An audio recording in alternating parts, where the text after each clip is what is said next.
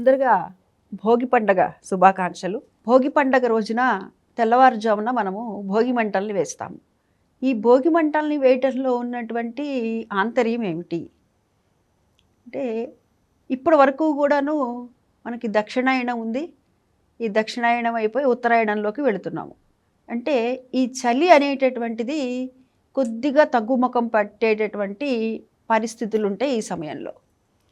అయితే సూర్యనారాయణమూర్తిని, అగ్నిదేవుడిని మనం అనుకుంటాము. అగ్నిదేవుడికి నమస్కరిస్తాం. నమస్కరిస్తూ అక్కడున్నటువంటి ఆ భోగి మంటని మనం రాజేస్తాము.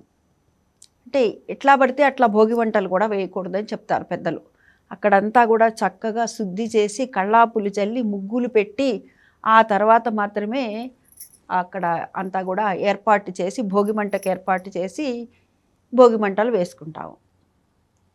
అంటే సూర్యనారాయణమూర్తి యొక్క అనుగ్రహంతో పాటుగా మనకి అగ్నిదేవుడి యొక్క అనుగ్రహం గురించి కూడాను అగ్నిదేవుడిని ప్రార్థిస్తామన్నమాట. మనం ఏమని కోరుకుంటాము? ఇప్పటి వరకు ఏదైతే ఉందో కష్టాలు, ఈ కష్టాలన్నీ కూడాను ఈ మంటల్లో దగ్ధమైపోవాలి, మాకు ఇక మించి కూడా అంతా కూడా సుఖంగా ఉండాలి అని చెప్పి మనం ఈ భోగి మంటలు అని వేస్తాము. ఈ భోగి మంటలు వేయటంలో ఉన్న ఆంతర్యం ఇది.